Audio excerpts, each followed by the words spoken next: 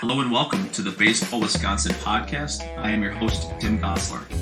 Well, we made it to the seventh inning and figured it was time to go grab our closer. So our first call to the bullpen was for Joe Nathan.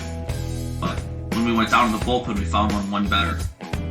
Today we sit down with head baseball coach at Prescott High School, Jeff Ryan. Now, Coach Ryan, 2019 Hall of Fame inductee at WBCA. At Prescott High, he has amassed 12 conference titles.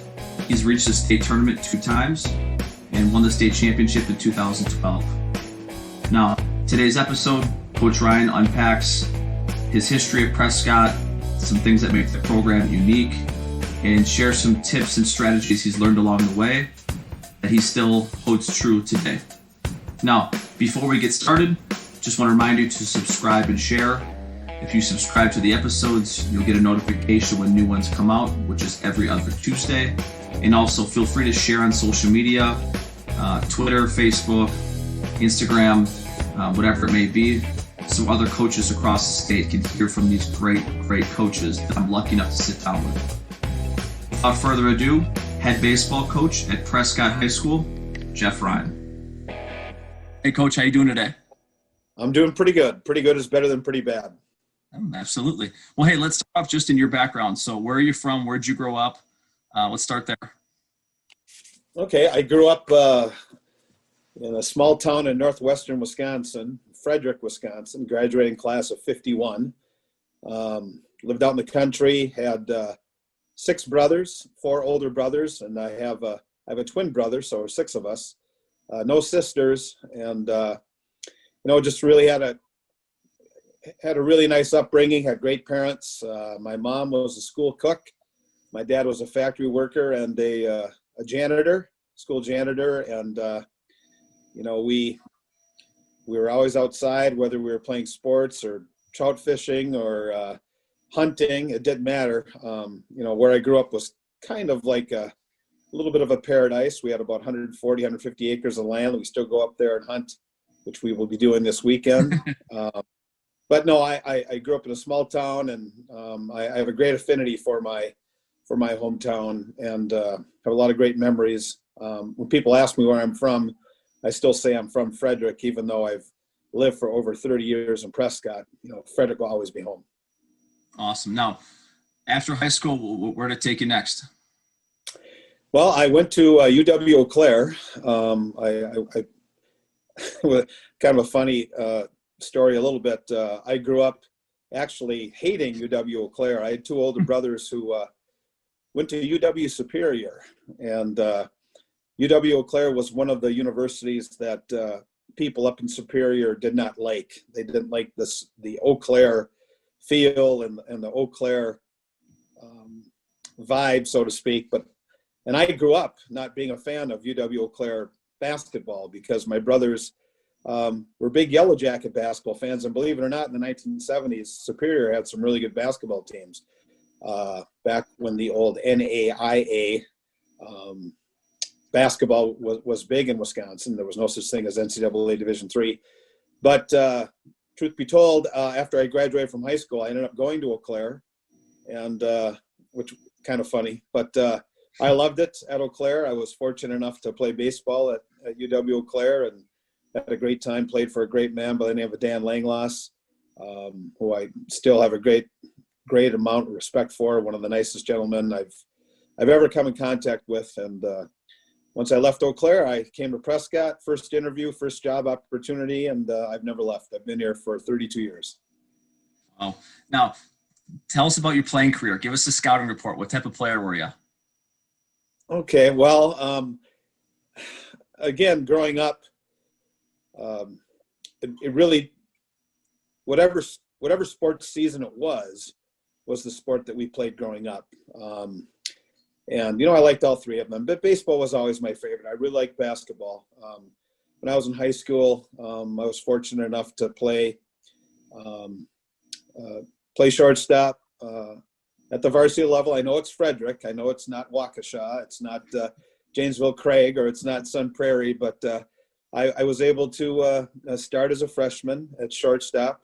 When I played at Frederick, we had some really, really good baseball teams in Frederick. My senior year, out of the 9 people that started for that little town, 5 of us went on to play college baseball, which is pretty good for such a small community. But I played short in high school and pitched a little bit when I was a senior. And then when I went to UW Eau Claire, I didn't go out for baseball my first year. And that really, really angered my dad. My dad was really mad at me. And my dad asked me why I didn't go out. And I just said, well, I didn't think I was good enough. And, I look back and I always wonder why I thought that. So I didn't go out my freshman year. So I hadn't played ball. I played fast pitch softball, a little bit of that, and stayed busy during the summer. And then my second year at UW Eau Claire, I decided to go out to just shut my dad up. He basically said, you better go out again. So I did. And again, I hadn't played baseball in a couple of years, and I was fortunate enough to make the team and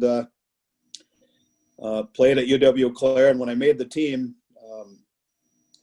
as the second baseman, and the head coach at the time, Dan Langloss, asked me, what position did you play in high school, or how much second base have you played in high school? I said, well, I've never played a game of second base in my life. And he says, well, you're going to learn how to play second base. So I got moved to second base, and I played a little bit of shortstop my last year, but I was primarily a second baseman at Eau Claire, and played with some great players at UW Eau Claire, especially my second year. But yeah, I really, really enjoyed my time there. And after that, my playing career kind of ended. I played a little bit with the town team, but I was focused on coaching during the summer and helping out with summer programs while I was an assistant coach here in Prescott. So, I think when I played, at least in college, I was kind of mouthy. I was kind of a mouthy player. I consider myself a pretty intense person, but I probably would not put up with me if I was to coach me when I played at UW Eau Claire. So I kind of remember how I acted at times as a player, and I wouldn't put up with that today as a coach. So, but again, that's from my upbringing, very, very competitive upbringing. And that's what happens when you have 6 boys and no sisters. You're going to compete, not just playing backyard baseball, but you're going to compete for that last piece of bread on the kitchen table. So. Now, it sounds like you got into education and you wanted to become a teacher. Now, how did that all unfold? Did you, when you were a high school kid, did you know you wanted to, I know it sounds like your parents both worked in the school system. How did that come to fruition? Yeah, that's a good question. As all of us, I think a lot of people who choose to go into education, they can point to a teacher here or a teacher there that they had growing up. And I certainly did. I had a couple of really, really good teachers in high school at Frederick. I really thought the school was great. Again, a smaller school. There are good things and bad things, but again, I wouldn't trade my experience at Frederick High School for anything. But an English teacher I had, June Fossum was her name, a history teacher by the name of Phil Schneider. Great, great teachers. And it was just fun to watch them teach, because you could tell that they really enjoyed what they were doing. And also there were my coaches that I had in high school that also had a big influence on me. But when I graduated from Frederick, I thought about education, but the type of education I actually thought about going into was adult special education. My oldest brother had Down syndrome, and he was the oldest of the 6. And I always tell people this, I've said this many, many times, that me as a person and my brothers, I think a lot of us, how we are as people, is really defined by our relationship with our oldest brother, Stuart. And of course, having great parents. And when you have a brother with Down syndrome, you learn emotions like empathy that are extremely important, and you learn about compassion. And I remember probably about 20 years ago, I went and saw a stand-up comedian one time who was talking about having a Down syndrome brother. And he was telling all these great stories about growing up with his brother. And, we have so many great stories too. about my brother Stuart, who passed away in 1995. He lived to be 45 years old, which was really incredible because he did have significant health problems, but he did live to be 45, and we were thankful for that. But this comedian said, you know what, if everybody in the world had Down syndrome, there would be no war. There would be no poverty. There'd be no crime. There'd be no homelessness. I thought, that's true. And if anybody knows anybody, has a personal relationship with anybody who has Down syndrome, they would nod their head and say that that's true. So, I think about him, and he was also the first home run hitter I ever knew. People, who was the first home run hitter you remember? Yeah, I remember growing up Harmon Killebrew because we were Twins fans. Killebrew and Oliva, but the first home run hitter I knew was my brother Stuart. And when we would grow up and play ball in the backyard, there were very few times where he wouldn't get the big hit. My older brothers, John and Greg, would pitch to us, and Stuart would come up and hit a home run off the barn, and we would just go crazy, of course, because the Twins had just beaten somebody, the Yankees or whatever. But he was the first home run hitter I ever knew, was my brother Stuart. So, I think about that. I almost went into adult education. Then I took a speech class at UW-Eau Claire, had a great speech professor. And I met with this professor. She said, you know what, I think you need to go into public education. You need to go into teaching. So she was kind of the person that kind of pushed me into that. And then after my sophomore year, I decided, yeah, this is something that I want to do. So that's a long story, but I got there eventually. Well, one of my questions is always like, the coach you are today, for all these decades later, is influenced by a ton of life experience, a ton of coaching experience, and being an educator, talking about your brother. Like, how do you think those experiences have shaped you into the coach that you are today? Well, I think they're tremendously important. I always talk about, we want to be a good human being. I mean, that's what we want to be, a good human being. And I think that there are people that I have met over the years that I've, have aspired to try to be like, and I think of my brother Stuart, and I think of my parents and my brothers, the influence that they have on me as a person, manifests itself in my coaching too. I think, my how I am and how I coach sometimes might seem kind of in conflict with one another, because I am a pretty intense person. But I am kind of a softie too. And I think my wife would tell you that. Same thing with my son. But when you talk about influences, I've certainly had some coaches that I've had the opportunity to meet over the years that, I've tried to impersonate and tried to be like. You have people that, just people you want to be like, that person's really inspiring. That person does things the right way. That person's a remarkable human being. And what a good thing to be, is to be known as being a good human being. It's a great segue, because I know it's like the sports talk radio question, right? Like, you're Mount Rushmore of people, but I think about it in regards to like coaching influences. Like, sure. Few men or women, people who've had the most influence on your coaching career. Who are they, and then what did you learn from them? Well, first and foremost, the person that I think of right away is Gordy Gillespie. Unquestionably, I was fortunate enough to get to know him pretty well. We had a couple players from Prescott who played for Gordy at Ripon, Nick Johnson and Nick Thone, who were both All-Americans at Ripon, were great players in high school, great players in college. And whenever I went over to visit them, I always stayed at Gordy's house.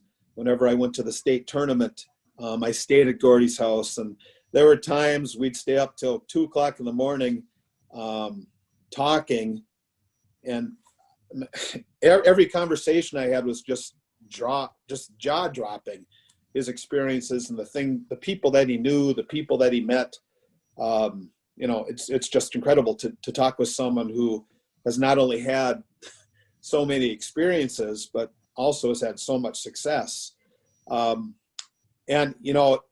there's an old quote, nothing great is ever achieved without enthusiasm. And the guy, the most enthusiastic person in the coaching realm that I've ever met. And I think of when he was inducted in the Wisconsin Baseball Coaches Hall of Fame over a decade ago.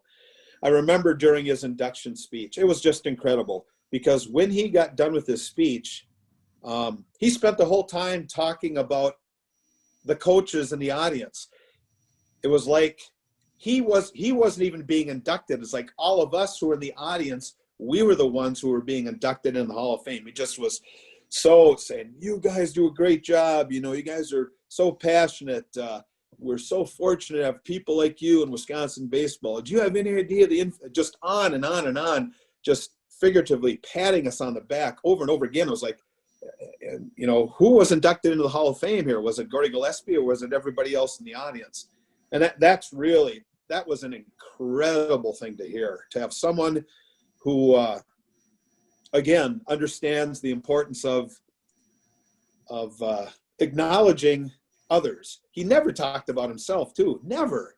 Always talked about others. I have great players. I have great players. I have great assistant coaches.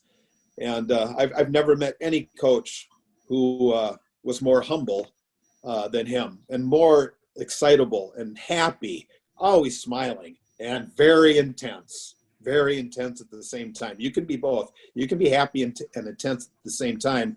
And those who know Gordy Gillespie would know that he certainly was that. Just a great man, just a phenomenal man. Steve Block, who I was Steve Block's assistant for 9 years before he left to become head coach of River Falls, Hall of Fame coach. When I came to Prescott, when I first started coaching with him, coming from the situation I was in at Frederick, and then UW Eau Claire, I came to Prescott, and I could not believe his practice planning. And I said to myself, this is a college program.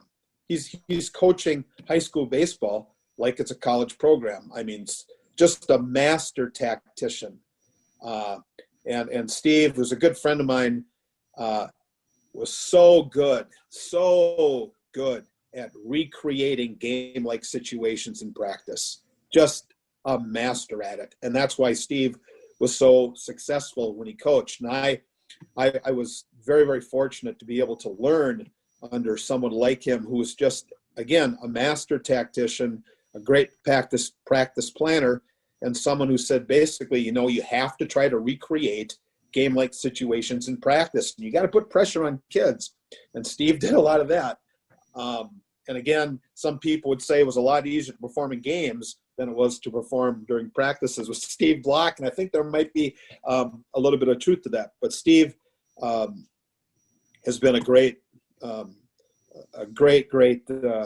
part of me when it comes to baseball. He's a good friend. It was when he became the head coach at Ellsworth and Prescott, just down the road. There were some very intense games between the two of us, some great games.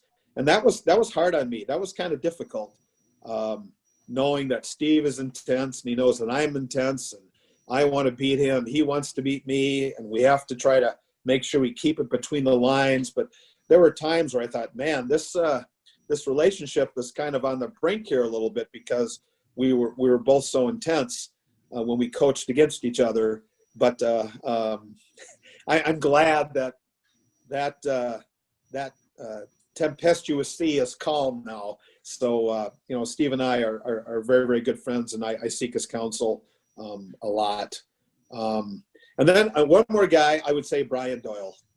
I don't know if you've heard of Brian Doyle. Brian Doyle was kind of the unsung hero of the 1978 New York Yankees World Series championship team. Willie Randolph got hurt in 1978, and Brian Doyle, who probably played about 140 games in the major leagues, was brought up, and he took Willie Randolph's spot. And a lot of people thought that Brian Doyle should have been the MVP of that World Series. He had a great, great series. So just kind of a bookmark in New York history, but he helped them win a World Series, and he won a World Series. But I say Brian Doyle because this was in the early 90s. Brian Doyle spoke at the WBCA clinic. And his infield instruction, his philosophy, his fundamentals, I was just mesmerized by it. And he was just a phenomenal teacher, a great teacher. And it might be viewed by some as being an antiquated approach, but I still teach that Doyle method. And again, I'm one of those people that just because something is new doesn't necessarily mean it fits your program or fits what you want to do. And we've had some success. We've had pretty good teams in Prescott, pretty good defensive teams. And much of that I owe to what we do with Brian Doyle. He was very, very good, very, very helpful, providing advice. I had a chance to sit down with him and talk with him after the clinic, and just his influence on our program defensively and the fundamental approach to playing good infield defense is tremendous. Yeah, those three people probably would be the ones that come to mind. I mean, many things stand out to me. Back to, again, think about what makes, I think, baseball guys different is to have you guys in Ellsworth, a guy you worked for, like, to still be, to you to mention him in this environment and talk about your friendship and your relationship. You know, I don't think that happens in other sports. It's just, those things get ugly. And it sounds like there was times in which you could have, but to still reflect on that and think, that's an overall positive experience for you, I think says a lot. And then the second thing that I really want to tack on to is with Doyle, like what I mean, I wasn't there. I don't, you know, I mean, Sure. Like, give me a snapshot into the Doyle infield plan. Okay, now, and I absolutely positively guarantee, you know, the handful of people that are listening to this are going to say, boy, Ryan's off his rocker. You know, it's not 1990 anymore. It's 2020. Doyle is all about, his big thing was separation. You get a ground ball, get that ball out of your glove as quickly as possible. So what Doyle does, Doyle says, you never funnel. You don't funnel. And he says, you don't alligator. You know, you don't heel to heel. And you don't funnel. He said that takes way too much time. It's, you know, pinky to pinky or sandwich. It's halvesies. He says, you got to get that ball to your glove as quickly as possible. He says, and he basically said, you bring that ball into your body. He said, the guy's safe. You separate, the guy's out. He said that, and he talked about a 5-foot difference. He said, proper separation, a 5-foot difference. That's what his talk was. He talked about separation. So we do so many drills where, you know, way out in front, it's all separate, paddle, glove face open, separate. And I know that a lot of coaches don't do that. You know, they talk about giving, you know, and they talk about, you know, protecting the face with the hand and that type of stuff. And, you know, it's about balance. And, you know, when you separate out in front and separate quick, you can have a tendency to be off balance, throwing off your front foot. But of course, we practice the proper way to do that. But the big thing is with Doyle was separate early, separate, and not just with infield, but of course, playing second base, turning the double play. It's all about paddling, separate. And that just has always stuck with me, and we've had success with it. So, but I've, you know, well, I am going to say I went and I spoke at a clinic in Georgia a few years ago, and that's what I talked about. I talked about proper separation. I knew that there were these guys in the audience that disagreed with me, and this coach, a group of coaches from Utah, from Salt Lake City, came up to me and said, finally, we find someone who doesn't funnel. Thank you. Finally. And I said, well, there aren't a lot of us left anymore. But so again, like I said, it works for us. And I'm not the type of person who's closed off and won't consider other things, but I'm just not convinced that the way that we're doing it isn't better than this. But again, another coach would say, well, this is the right way, it works for me. And then I say, fantastic. So yeah, that's always stuck with me.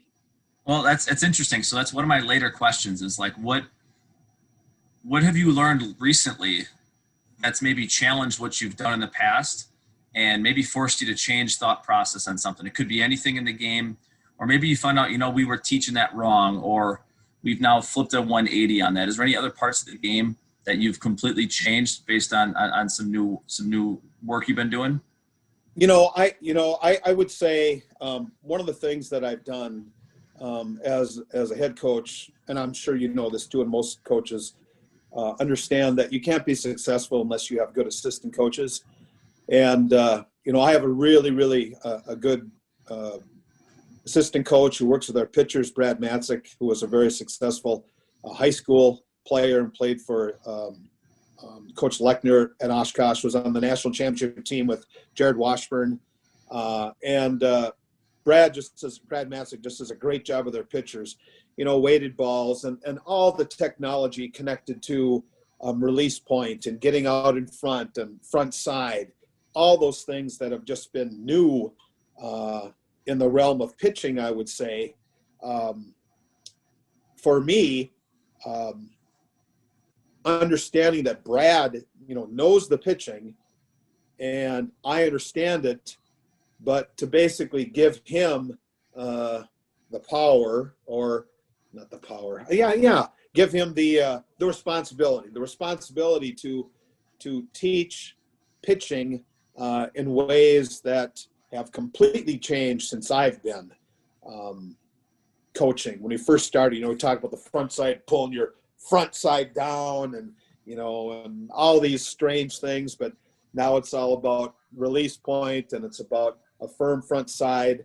Those are the things that I think we've really changed, and we've had success. We haven't had many fireballers in Prescott, but we've had successful pitching staffs, and I think focusing on those fundamental things that have changed, I would say more than any part of the game, it's pitching and the knowledge we have connected to pitching. It's something that you have to stay on top of, because that's one thing where I have, and we as a staff have changed. Because man, the technology and the different spin rate and all that stuff that now is available to coaches, it's remarkable. And it takes work to stay on top of those new technologies that for the most part our experience has been, they've been helpful. So, I think the one thing that I've been able to do over the last few years is to basically step back and let, my assistant coaches do their thing, and I think it's really benefited us in pitching. On the tech side, are there things that you've purchased, or is there certain tech tools that you use that you've maybe acquired recently or you've had for a while? No, we usually, you've heard of Ron Wolforth. I'm guessing you've heard of him, or one of the pitching gurus. I mean, we're always buying stuff. I don't know if that's tech stuff, but we're buying his equipment. We use a lot of video. And everybody's using video, and the kids like it too. The kids like to see, what's my front side doing? Am I throwing toward home plate? Am I flying open? What's my direction like? We use a lot of video, and the kids like that. But the one thing that it's tough, it takes time to do that. And you have to, if you're going to video, you've got to use it, because if you're just videotaping for the sake of videotaping and not sitting down with the kid and saying, okay, this is what we're seeing, this is what you can work on, then it's meaningless. But that's the one thing too. Practices, the analysis of video is something that's really changed over the last, say, 10 years. But we use video. We don't use any of the high tech stuff that I know some people are using, but kids like it too. Kids like to see themselves. Yeah. So that's on the pitching side. Anything on the hitting side or base running? Anything else that you guys have maybe changed recently to try some stuff out? Not really with hitting. Not really with hitting. Again, just a lot of video, and I know everybody gets fired up about the long ball now, launch angle, and that type of stuff. I mean, we don't really teach that. I mean, we do a lot of video. We talk about, I see when it comes to hitting, I go back to Gordy Gillespie. And you probably have seen this stupid not stupid, seeing this old hitting vest that players used to use, used to keep their front side closed and keep them come back so you have a nice short swing so you don't fly open with the front side. When I was in college, I went to UW Eau Claire, and I really didn't know how to hit. And the coach at UW Eau Claire, Dan Langlois, said, "Here, try this vest on. I want you to try this. I want you to hit with this." And I did, and it turned me into a pretty good hitter. So I became a believer. Something that certainly had a positive impact on my performance was just something as simple as that vest. And again, I know it's kind of an old way of thinking, but at Eau Claire, one of the things I would do, interestingly enough, before I'd go up and hit, to remind myself that I needed to stay, my front side needed to stay closed, and I need to be able to hit that inside pitch. Before I go in the batter's box, when I left the on-deck circle, I would pinch my arm right here. I'd pinch it just to give myself a reminder that I needed to stay closed with this front side. So, as far as, see ball, hit ball, I mean, you've got to, you got to track the baseball, and you can do that with film too. And that's pretty easy to see when a kid is flying open, a kid's not watching the ball. So as far as, all the little ins and outs of hitting, it's a real complicated skill, and it's a very difficult skill. As with anything, when it comes to hitting, it's almost kind of a paralysis by analysis can be with anything. But, when it comes to hitting, not a lot of new technology stuff. We don't use. We hit a lot of live hitting, hardly any machine hitting. And I still throw, so I said I wanted to keep on throwing until I was 55. So I didn't throw any pitches last spring. So hopefully I'll be able to throw when I'm 56. So, but we do a lot of hitting, a lot of swinging like everybody else does. Well, let's take it back into Prescott. So give us the scope of baseball in your community, little league all the way through the high school. How does a kid get started in your community playing baseball? Well, there's t-ball, like any community. There's little t-ball. There's some little league teams. I would say typically there's probably 6 or 7 little league teams, and then there's the equivalent of probably 3 or 4 13, 14-year-old teams. Then there's a junior legion if there's enough kids. And then there's a senior legion, of course, in the summer. Then there's the high school team. We have a C team and a JV team. So we have 3 teams at the high school level, which we're pretty proud of for a school our size. We're about 420 kids. Last year, our numbers were down. I'm kind of concerned about our numbers here. We'll see what kind of an impact not playing last spring might have on us. But typically, we'd have anywhere from 40 to 50 kids out for baseball. At the youth level, here's one of the things I think is really, really important, and it speaks to Steve Block's legacy. Steve was the head coach when Prescott won their first state championship in baseball in '94. And many of those players on that team, very, very good team, many of those players are now parents of kids, and they are coaching in the community.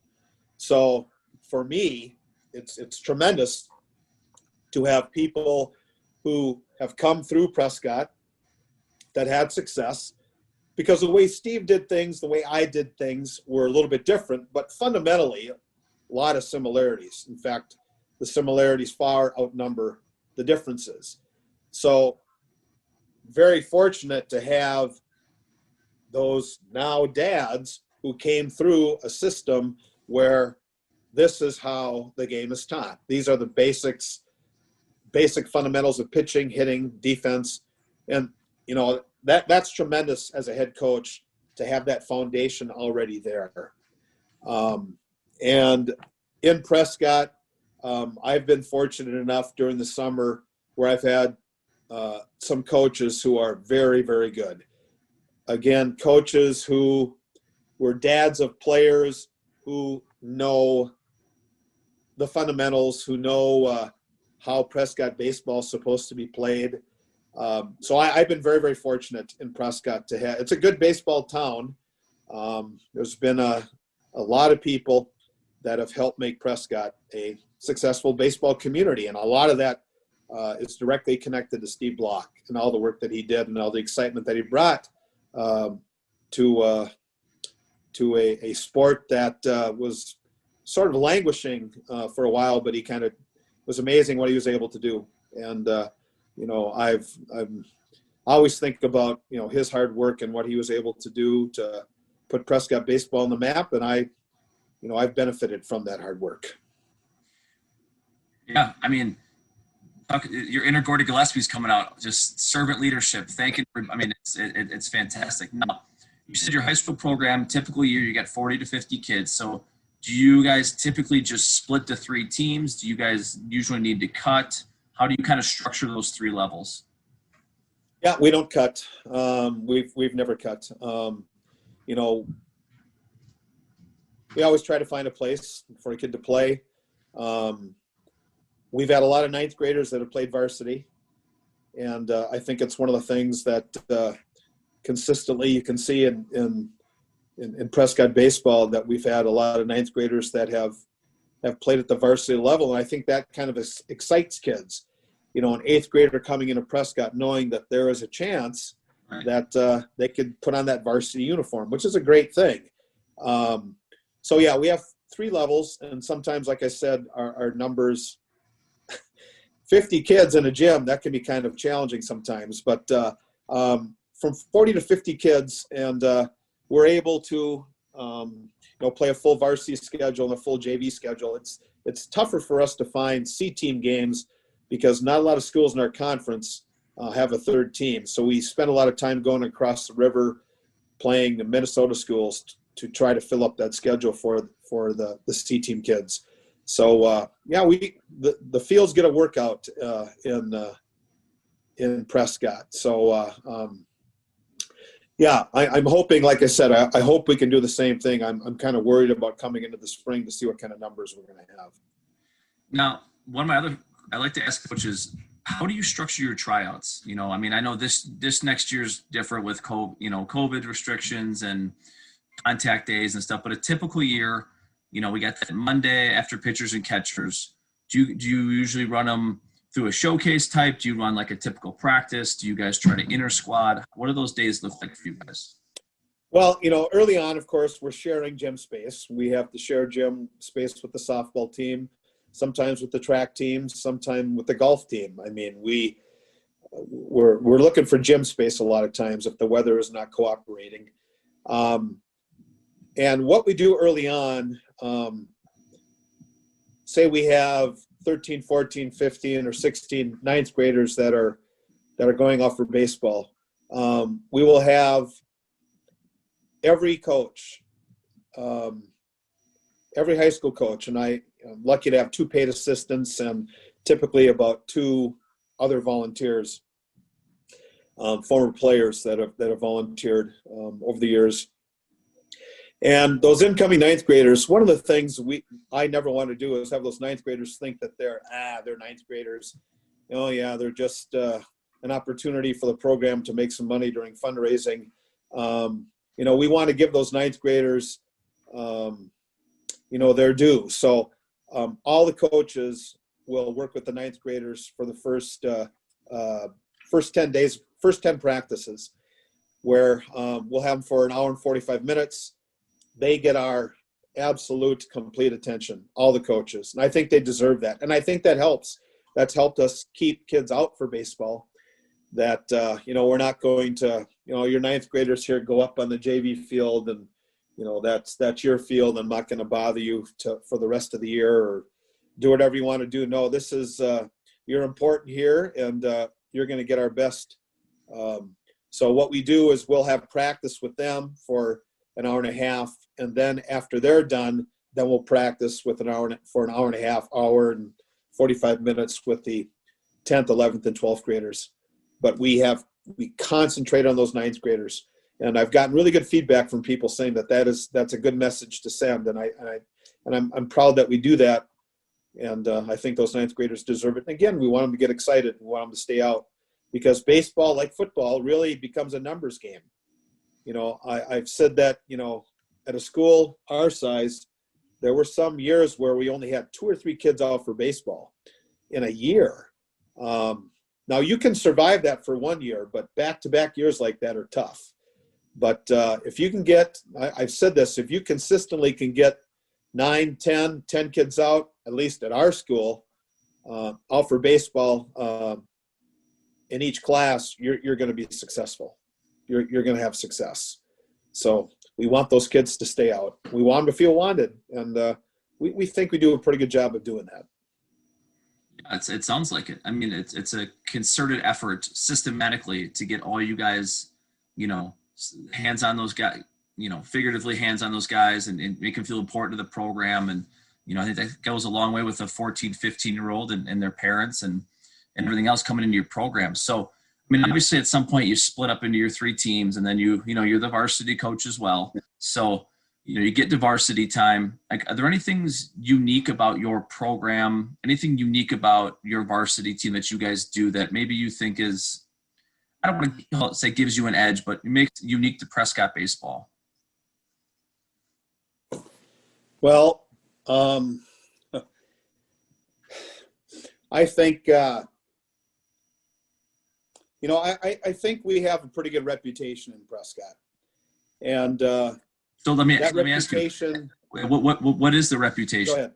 If you had to put your finger out, what is the reputation of Prescott baseball?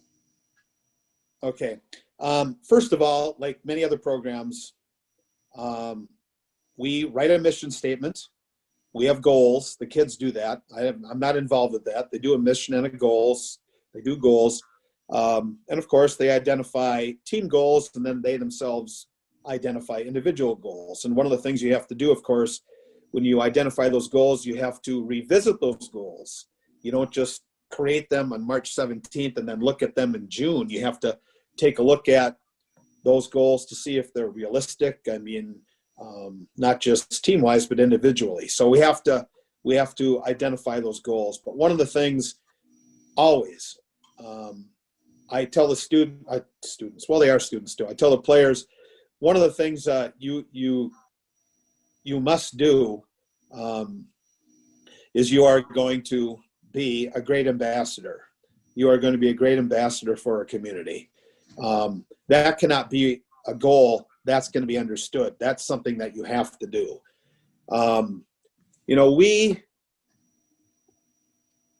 Uniforms are always tucked in. You never wear a Prescott baseball cap backwards. Never. And even when I see during the summer, when it's not during baseball season, I'll see baseball players, they'll point at their hat and say, look, I got it on right. I'm wearing it the right.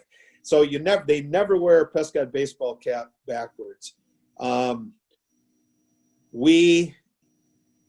Whenever we speak with umpires, and some people think this is stupid, but it's important.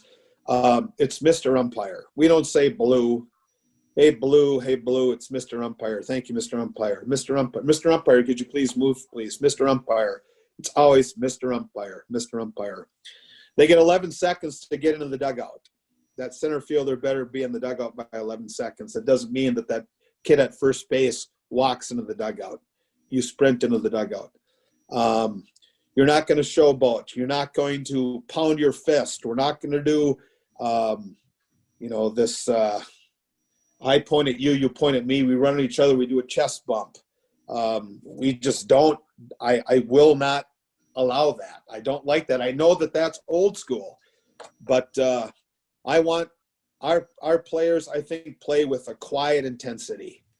There's nobody that is more competitive than Prescott baseball players. And you can be competitive without screaming and yelling and acting like an idiot in the dugout, which unfortunately I see too much of today.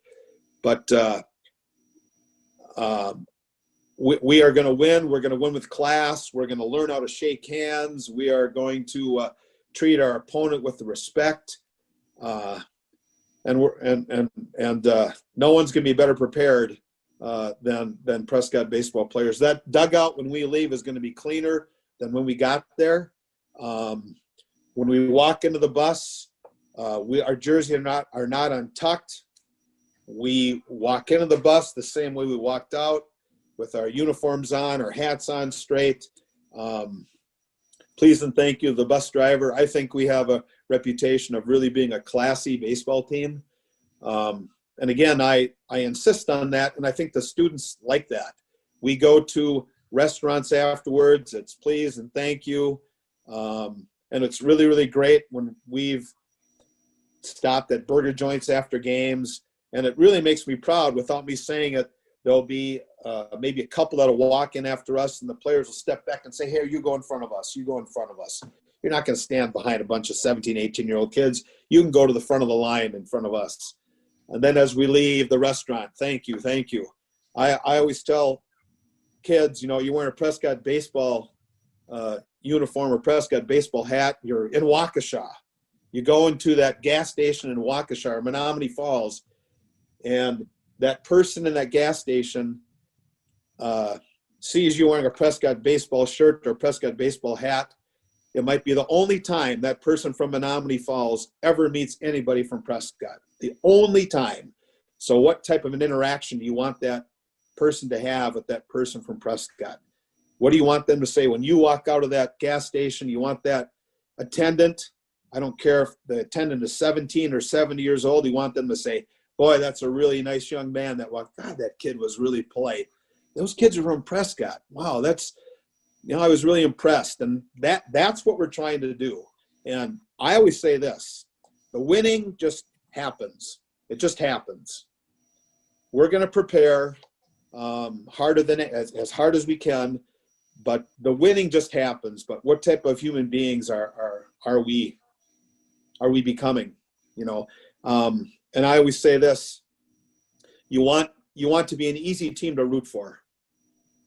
And I've pounded this home time and time and time again to groups that I've spoken with. And I always say that if you're at a tournament game, okay, you've got 500 people in the stands. You've got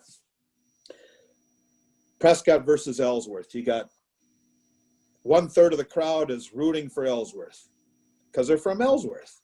You got 1/3 of the crowd that's rooting for Prescott because they're from Prescott. And you've got 1/3 of the crowd that's there just to watch baseball. They just like watching baseball. And I always tell the kids, you want that 1/3 to start rooting for you. And how do you do that? Hustling off the field, playing the game hard, treating people with respect. That you want to be an easy team to root for, whether win or lose. That's what you're trying to do. And I like to think that, you know, we are a pretty easy team to root for.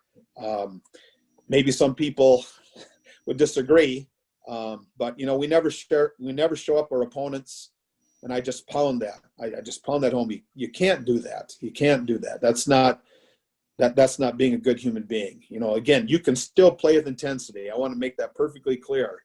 You can be a good human being, and you can play the game respectfully without pounding your chest, and you can play with just as much intensity as anybody who does pound their chest after they get a base hit every time. So, you know, and you could probably tell I get pretty excited about that stuff. It's something that's really, really important to me. You know, you want to be an easy team to root for. And I think if you act those ways, that'll happen. I mean, that's when I asked you that question, I didn't know what I was going to get. And for you to be able to define it both in practice and in theory and tangible and intangible things, it just says a lot. I mean, it's not just something like you said, you talk about March 17th and then, you know, in June you do it. I mean, that's just living it. It's absolutely living it. The other thing I want to ask you is, one of the few things I know about you in Prescott baseball is your post-game speeches. So tell us. Who told you? Did Scott tell you about that, or Greg? Other somebody did, yeah. Okay, I just know they're unique. Yeah. Well, you know, I think they're great. This is kind of funny. It's kind of a point of contention among my assistant. I still want to know who told you about that, or how you heard about it. It was more of what makes Prescott baseball unique, and of the many things. Oh, okay. So, it was asking about his post-game speeches. It was not that they liked it or disliked it. It was different. Sure. All right.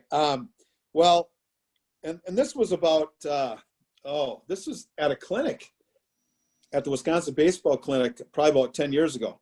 No, longer than that. Holy cow, I keep forgetting how old I am. Probably about 15 years.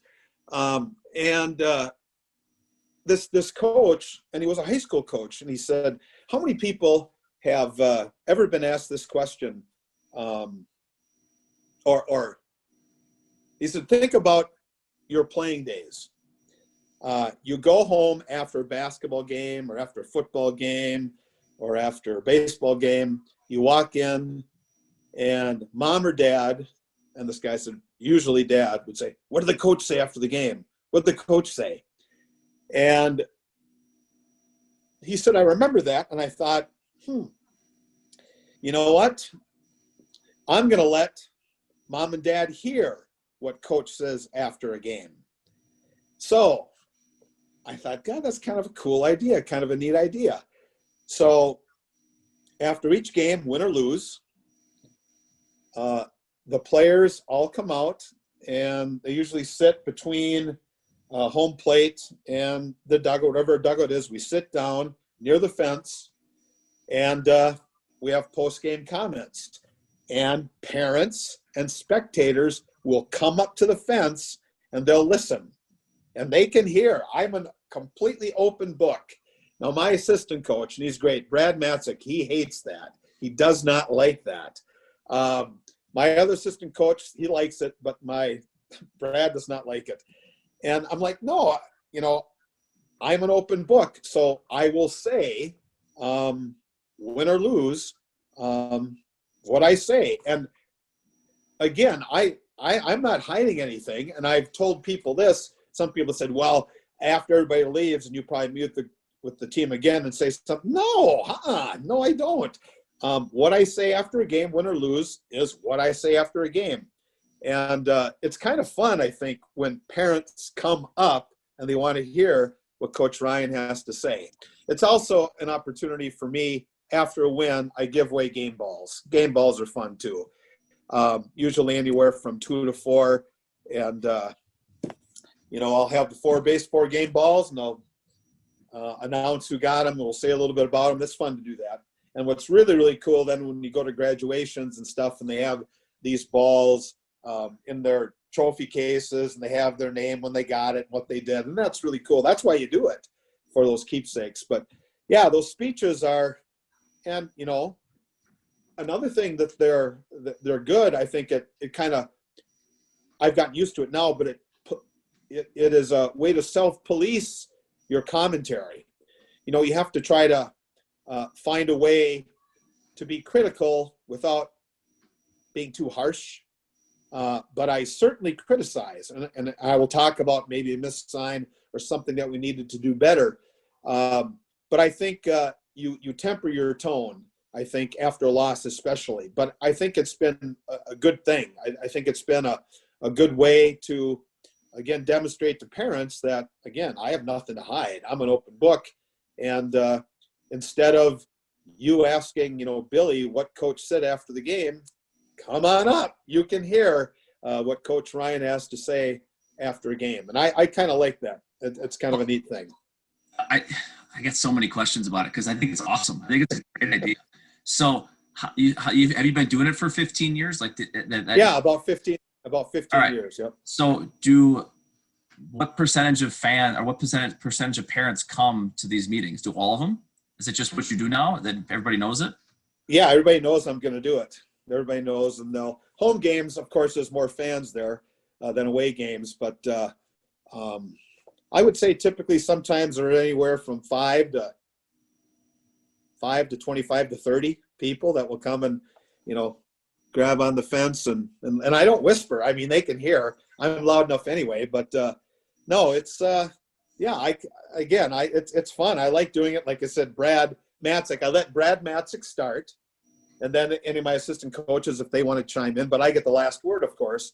But Brad always says, "God, I hate this. I hate this," and that's okay. But whenever I quit coaching, my guess is, and maybe he won't, but Brad probably won't do that anymore. If Brad is a head coach, whoever the head coach is, but I don't begrudge anybody who who doesn't. I know a lot of coaches like to say that's time after games. That's our time. That's the team's time.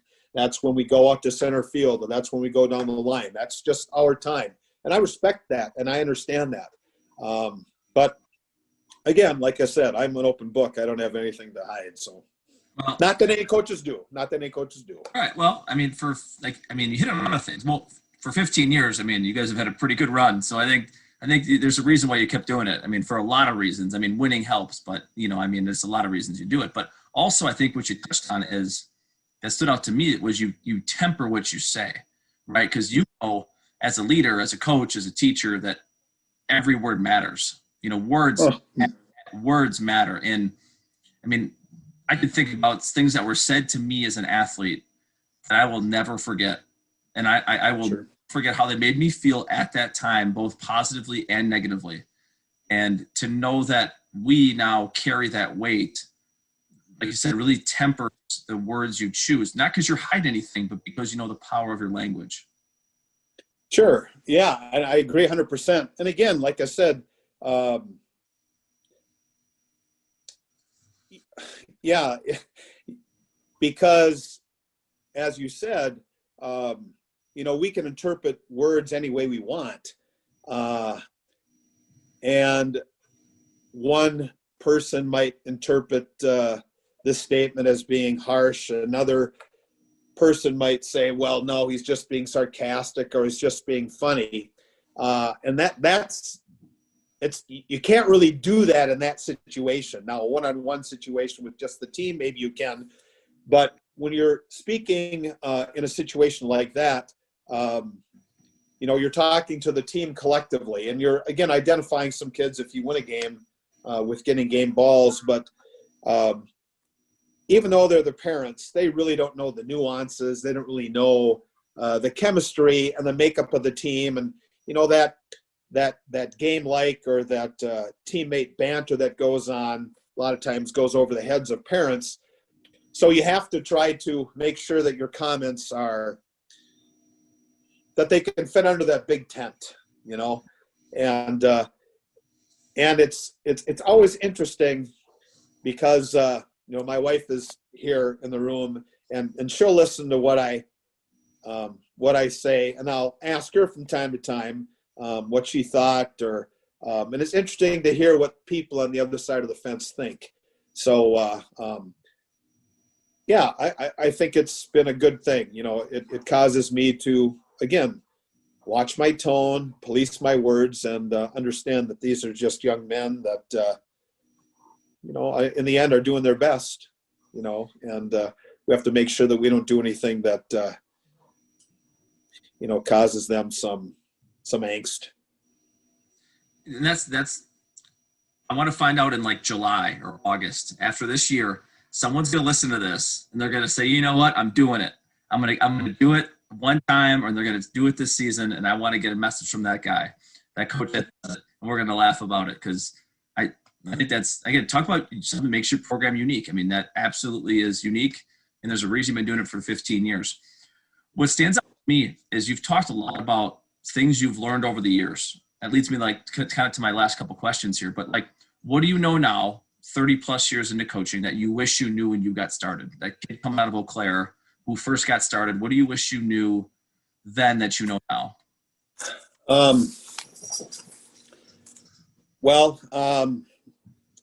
I think kids want, just like students, baseball players like rules. They like order. They like discipline. But they want those rules to be fair. They want those rules to be consistent. It shouldn't matter who's breaking a rule. The consequences need to be the same. And that's all students want. All players want. They want consistency. And I think sometimes as a young coach,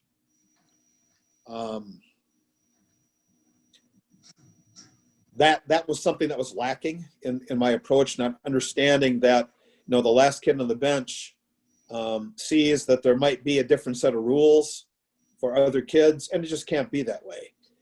And I would argue the kid who's batting third and the starting shortstop, he understands what that kid on the end of the bench thinks. He also wants the rules to be the same.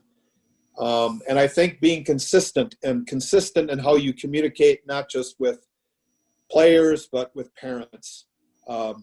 That's something I really, really work hard at, is being consistent in my communication with parents. It was something that was, I would say early on, I wasn't very good at that. And I think that speaks to the whole notion that I have all the answers and I don't need help, leave me alone type thing. And I think over the last, I would say 10, 15 years, I've come to rely on my assistant coaches more.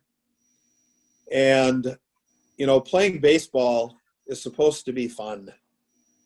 It's supposed to be fun. And I don't know if you've seen, I got to be careful I say this, but I've written a few articles for the Wisconsin Sports Network. I don't know if you've taken a look at some of the articles that I've written. I wrote an article where I interviewed 3 veteran officials, 3 guys who've been, you know, refereeing, officiating, umpiring for 3 decades. And this one gentleman who I have a lot of respect for, Dan Hoffman, he said to me, he said, you know, one of the things I've noticed in high school sports over the last 10 years, he said, kids don't smile as much as they used to when they're playing. And he said, how sad is that? I said, you know what? That is really sad.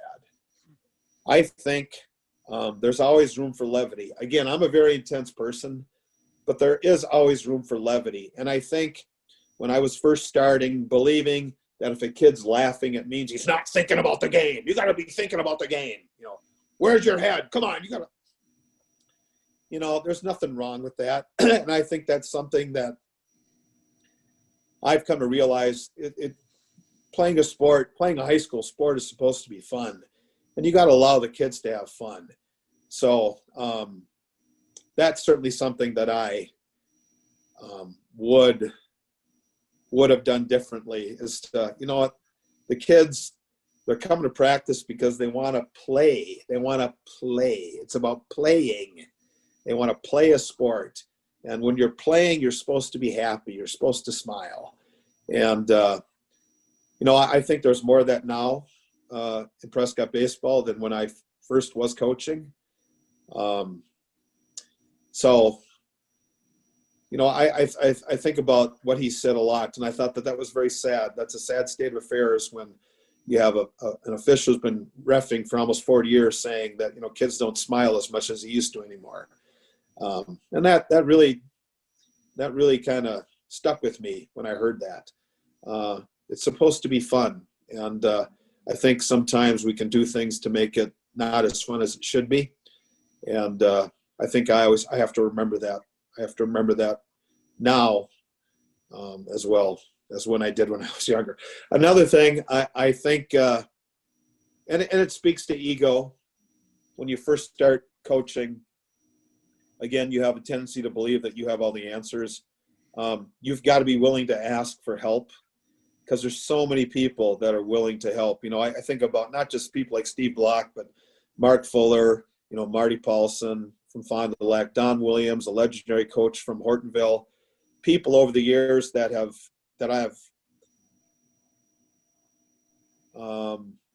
I mean, those resources are out there. And I think there's kind of a little bit of a belief that asking for help is a sign of weakness. It's kind of like before GPS, it's kind of like the guy who got lost in the cities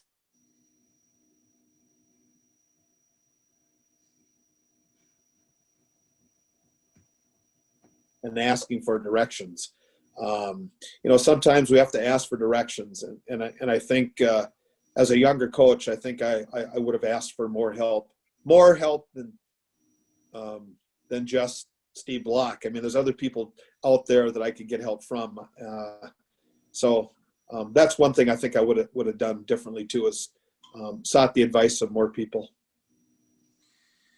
Oh, well, thanks for that. I mean, it kind of perfect segue to my last question. You as a learner, I mean, you talked about going to clinics, talk about conversations with other coaches, how do you learn better? What are you learning these days? Are you into, is there a book you'd recommend? Is there a podcast you listen to? Are there ABCA videos you watch? Like, how do you get your fix as a continuous learner? Whether it's you, Coach, or Coach Featherston, or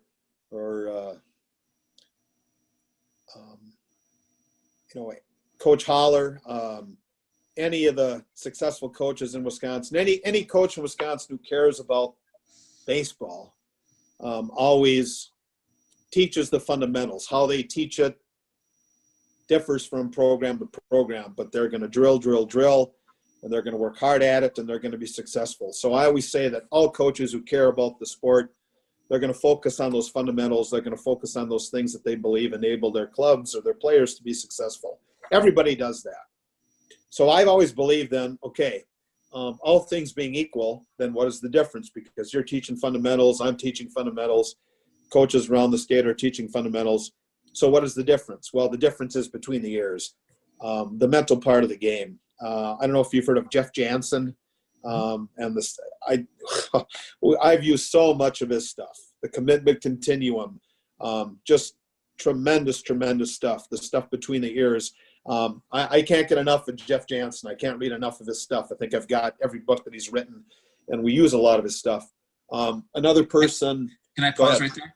Now, the Jeff Jansen curriculum, let's call it. How do you input that in your program? Do you meet your classroom? Do you do it pre-practice? Like, how do you systematically put that into your program? Yeah, that's a good question. Again, it takes time, like anything, and you've got to be committed to it. It's not just something, here, fill up this worksheet, then we'll look at it, the end of June.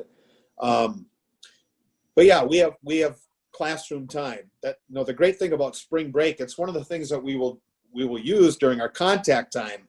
It's going to be what we'll do during spring break here is we'll start working on that, working on some of the psychology of the work that Jeff Jansen has done. So we'll probably spend, oh boy, I would say we'll probably spend 8 hours working on that. We'll do classroom, we'll do discussion, and that's part of our mission statement work too. But again, just reading Jeff Jansen's book isn't enough. I mean, you have to implement, and you've got a plan to implement, and the players have to know that you're serious about this stuff, because if the players don't see that you're serious, they're not going to take it seriously.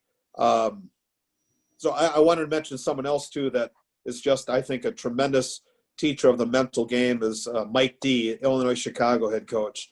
Just another person who I could listen to hours on end about game preparation, mental approach, the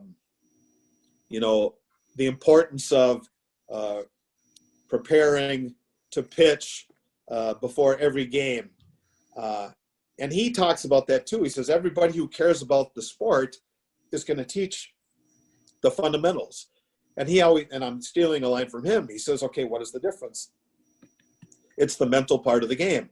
Because we've had teams, and I'll use the 2012 team, they won a state championship, and that team in 2012, there were some good baseball players, but we didn't have anybody who threw over 80 miles per hour. We didn't have any, 6'4" left-handed hitting power guys. We just didn't have it, but we had kids that were really, really mentally tough and were great at preparing, just a quiet intensity, something, I think about the teams I've coached over the years, that team just basically coached themselves. Their game preparation and using the stuff that Jansen talked about was just, it worked. Now, of course, they were good baseball players too, but they understood the importance of the proper mental approach to playing the game. And because we as a coaching staff put so much emphasis on that, they buy into it. So I always say that the difference is between the ears. And I can't get enough. Brian Kane is another one. He's another person whose work that we've used. But if I was to pick one in particular that we've used a lot of his stuff, it's Jansen. It's great stuff. Great stuff. Oh, well, hey, my last question for you, Coach, is I don't know, what else you got? What else you got in your pockets to empty out? Like, what else? What other advice could you give us to kind of set us on a better path? Oh, let's see. Well, what'd you say? Oh, yes. Play more than one sport. At our school, sadly, I grew up in a small town, 51 kids in my graduating class. I would say there probably were 20, 25 kids, so almost half the class played 3 sports. Everybody played 3 sports. Now, if they didn't play basketball, they wrestled. And sadly, in our small town, and again, it's twice as big as the town that I grew up in, but in our 420 students, specialization is starting to rear its ugly head, and I think it is really ugly. There is this quiet competition for athletes, and I think it's devastating smaller communities. Don't get me started on some of the other sports. I'm not going to mention the AAU, but specialization, I think, is really killing small towns. And I would say especially really killing spring sports. So my wish is that kids and parents and coaches would really encourage kids, if they have the ability to, and that's one of the great things about living in and going to a small school, to participate in multiple sports. Maybe not 3 sports, but at least 2. It's just sad when you have kids, at least at our school, who are identified as, and everyone knows, are among the best athletes, if not the best athlete in the school, yet they only play 1 sport. And I just think they're really missing out on something. So that's the one thing that I wish was different. I hate to go back to Wisconsin Sports Network. I wrote a column about this too, called "There Are No Sports Seasons Anymore." There's no such thing as a sports season. And it, again, maybe it's my Norman Rockwell approach to athletics, and to opine for the old days and not recognizing that those days will never return. But I can still hope. But I just wish that kids would participate in multiple things. I just think it's good to do that, and it's healthy. Academically and athletically, as a young man, you're only 17, 18 years old once. Pretty soon you're going to be 55 years old, and you're starting to get AARP mail. That started happening to me. Like every other day I'm getting something from AARP. So anyway, it goes fast, and I just wish kids realize that. Well, there it is. Head baseball coach at Prescott High School, Jeff Ryan. Now, I told you we'd bring our closer in. He wouldn't disappoint. He comes in, he shoves, he fills his zone up, he competes, and he shuts it down for us. Now, this is going to bring us to the end of the first game. We went through 7 innings, 7 episodes, 7 of the best coaches the state of Wisconsin has to offer, current Hall of Famers, future Hall of Famers, and a group of guys I'm just very fortunate carved out time to sit down with me, and hopefully you're able to tune into all of them. As always, if you have not, they're available on YouTube. They're available on anywhere where podcasts are free. And we hope that you join us for our next game, because leading off the second game for us in the first inning is your ultimate scrappy leadoff hitter. High energy guy, nothing but passion, coming out of third base coaching box. Going to give you a tough AB every single time. Until then, have a great rest of your day, and we appreciate the support.